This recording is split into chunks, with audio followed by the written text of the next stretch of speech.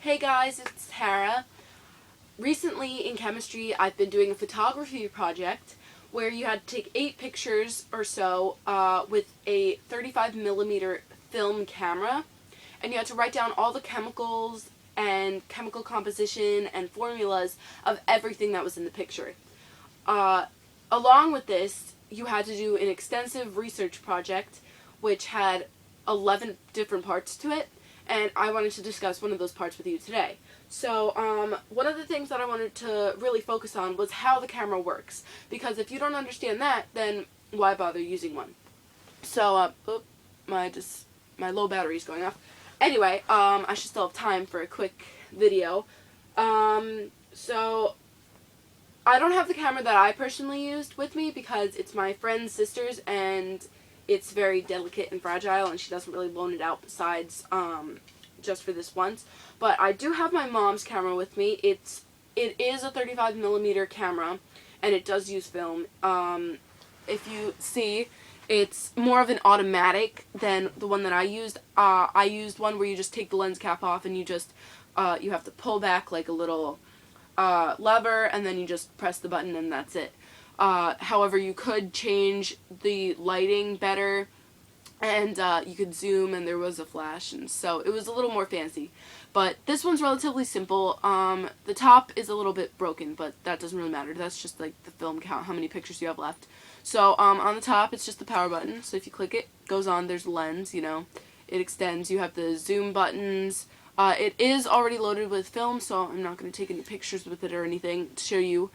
This is just kind of like the viewfinder where you look through, and then on the front, that's where you kind of do. So that's pretty much it. It's pretty simple. I will talk a little bit more about the lighting later because that's pretty much the whole entire thing about the camera. However, I can take the film out because the light does hurt the film, so to speak. You can't develop your pictures.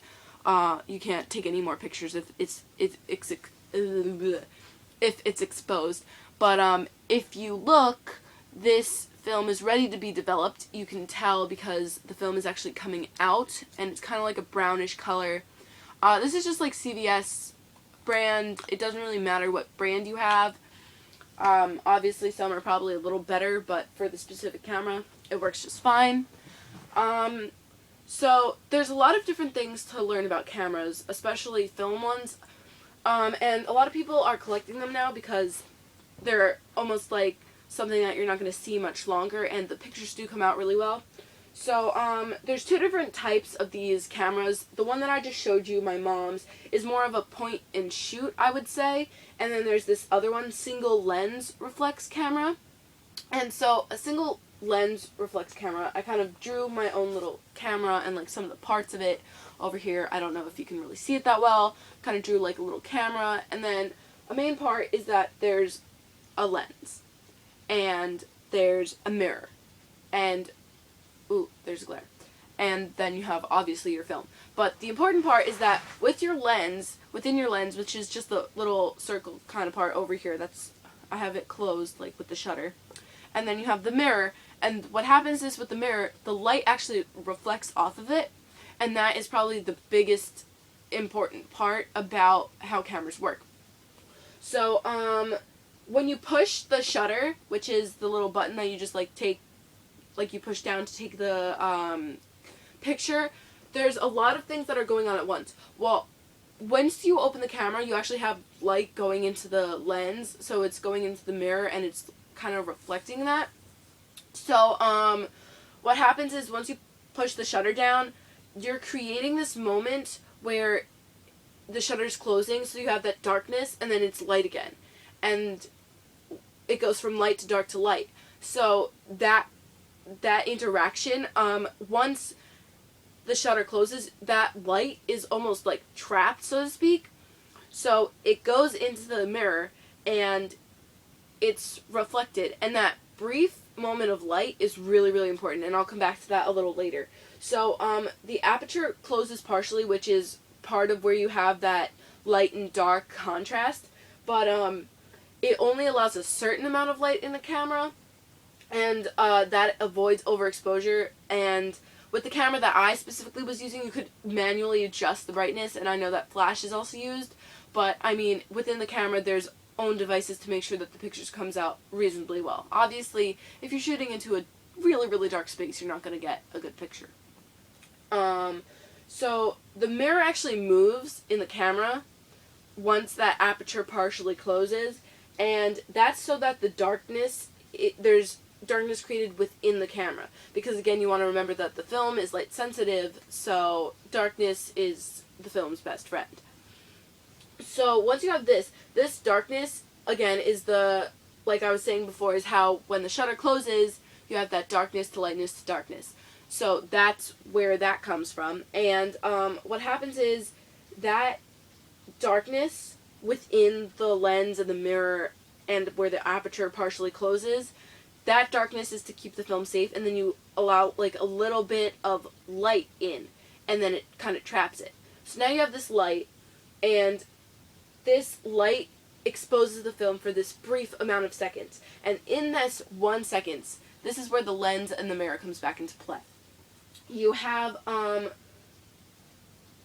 the light hitting the film but the picture is being reflected off the mirror like a bunch of times. It's a little confusing, but to me it makes sense, so I'm going to try and explain it to you as best as I can.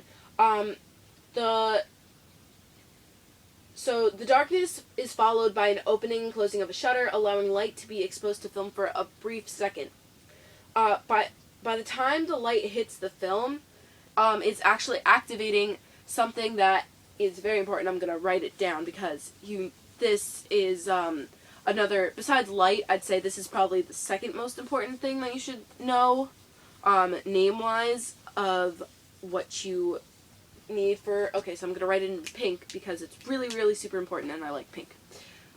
So it's called silver halide salt. Silver halide salt. And that is really, really important. And so the silver halide salt, what happens is when the light hits this is on the film. And this causes a layer on the film to turn into something called metallic silver.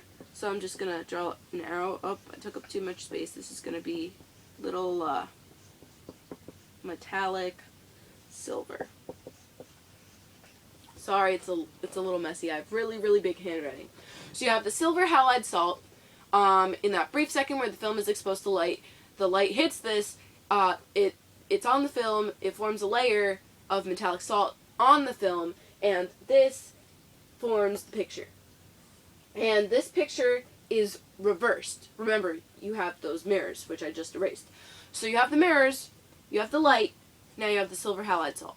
And that turns, and they combine into all three, and that's what forms the picture. But it's reversed because when you develop the film, it's going to come out the right way. The picture, yeah, because it just, when you print it, you know when you see something in a mirror, it's kind of like that on film, and then you just flip it around when it's printed out. And so another thing that you're seeing right now, you're seeing pink or red or a variation of not black. And in my sweatshirt, there's pink, although it may look red to you, and I have brown hair. So you have all these different colors, and that color actually comes from the silver halide salt. That actually, what happens is it causes an activation of dyes within the film, and that's what causes your colors. So I think that's pretty interesting to learn about for how a camera works. If anybody wants a follow-up video, I'm sure that I could always dig up new facts for you guys. So just as a review, some of the most important things that I covered in this video.